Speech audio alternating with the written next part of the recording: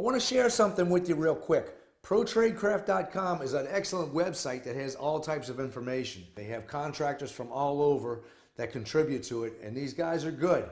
They have articles that are really interesting and they can help you out. So check them out, ProTradeCraft.com. Welcome to Paulstoolbox. If you get frustrated when you're cutting crown or you're intimidated by cutting crown, look no more. We're going to take a 1/2-inch piece of plywood, this is a scrap piece, make a 5-minute jig that's going to make your life easier.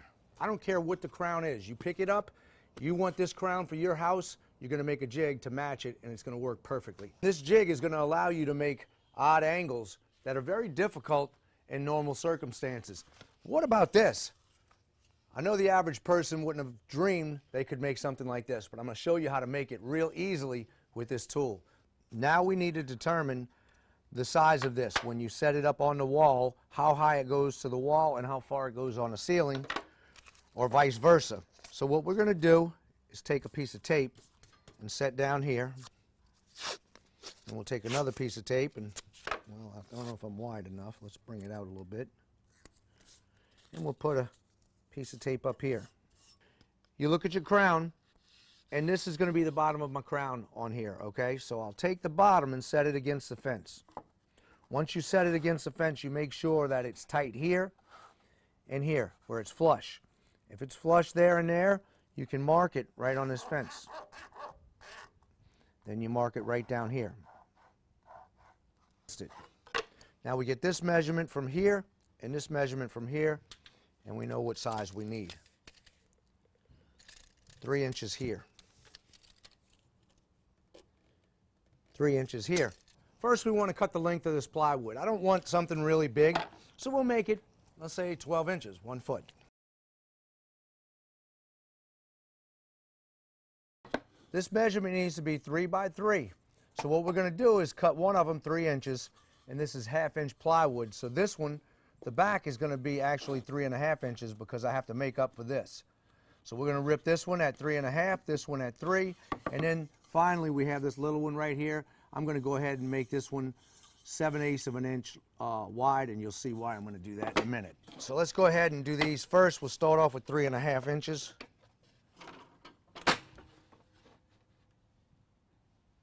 3.5.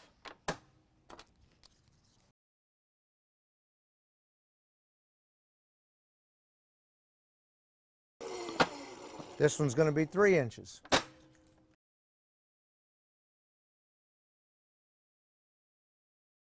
I won't even need to use this. If I want to, I can, but I can take it off of this part. I'm going to take it down to 7/8 of an inch.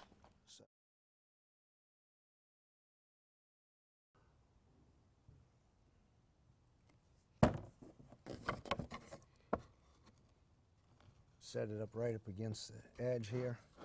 And I'm going to put it to the edge where I can get my nail gun on here. I'm using 18 gauge nails. For this, you can use whatever you want, but these work fine. It's 1.25 inch nails. Get it right on the end.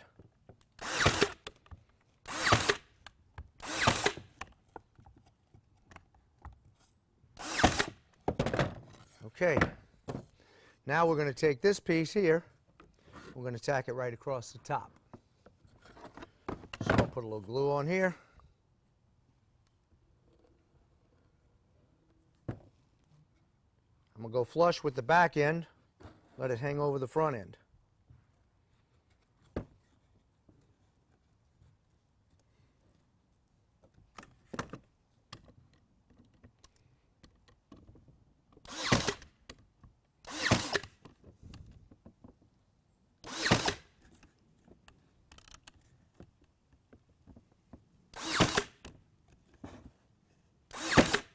This is a 90-degree turn.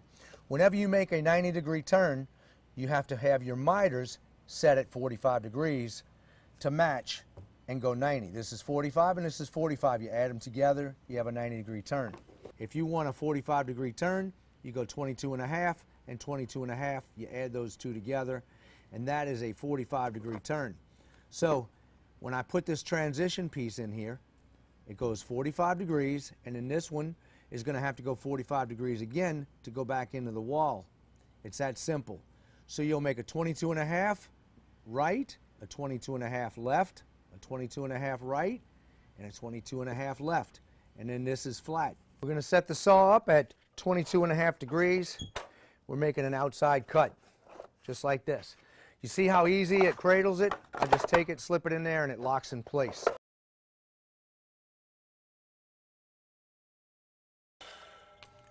This is going to be my little transition piece. So I'm going to go ahead and make my miters from here. I'm going to take it right on the edge of this and go that way to make another 22.5 degree angle. So we'll switch it over.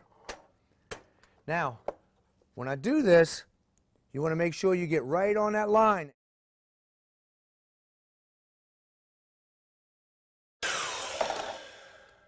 That's my transition piece. I'll set that on the side.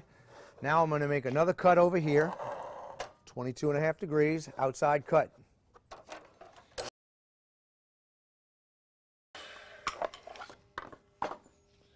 We almost have it done already. There's my transition piece. Now I just need to return and come straight back. So what I'll do is make it on this side. We have to make the left side. We take it the same way, slide it in here. Now I'm going to move over to the other side of the saw.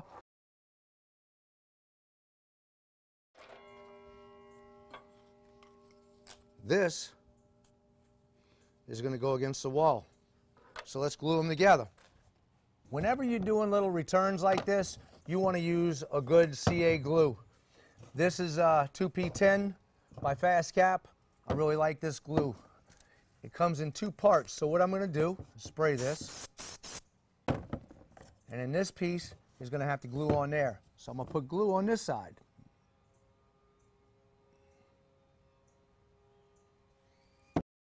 You're only going to have a few seconds to work with it, so make sure you're careful and you line this up. I like to get it where I can set it on something with something this small.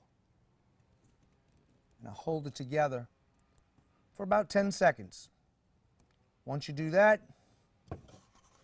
it's great. Now we'll take my next piece and we're going to glue it here. So we'll spray it again and we'll glue this piece.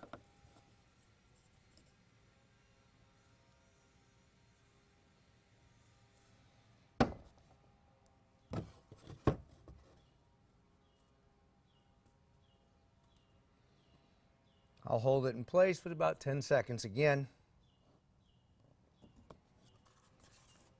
There you go. You just made a fancy corner. Super easy. Anybody can do this. If you're wondering what you would do with things like this, a transition like this is going to help you end into the wall. So you could do this at a 90-degree turn, one cut, or you can do it rounded like this. And I think this gives a really great look when I stop here and I start back over there, because I don't want this crown molding to go underneath that, of course. This is going to give a really cool look. Well, they have a number of different companies that make tools for cutting crown molding, but most of them come with a protractor or tell you you need a protractor in order to find the angle.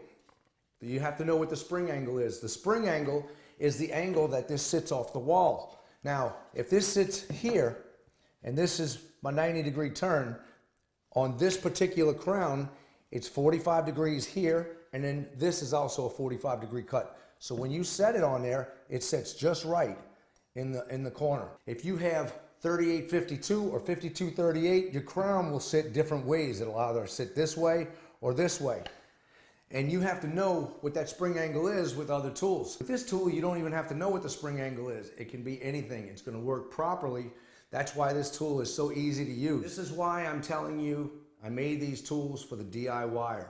It's great for contractors too, because it will save you a lot of time. But the average DIYer now can cut crown without any worries. I also made this one. I specifically made this tool to cover everything from 6 1/4 inches on down. But if you have 7 1/4 inch crown, you could easily make this a little higher. And on my original design, I had this to where it would slide up and down to accommodate that. But if you just wanted to make a fixed piece, you make it a little bit larger and it's going to accommodate a larger crown easily. With these quick clamps, you can set it up in seconds. Now I just take my piece, I set it on here, and it accommodates this size crown. I use this tool to put my crown up here in my tray ceilings. And then next, I'm gonna wrap this whole room with it, and I'm gonna show you some other tricks while using this tool. Well, that's it for now. Check out Paulstoolbox.com for all my archive videos, and also check out my favorite tools on there. This is made by Mega Pro. It's their 15-in-1 screwdriver. This is the automotive version. They make the best screwdrivers that I've ever used. I promise you, you won't go wrong with them. Megapro.net is where you can check them out, or you can go to Paulstoolbox.com. I will see you guys on the next project. Don't forget to subscribe, and if you found this useful, hit like for me.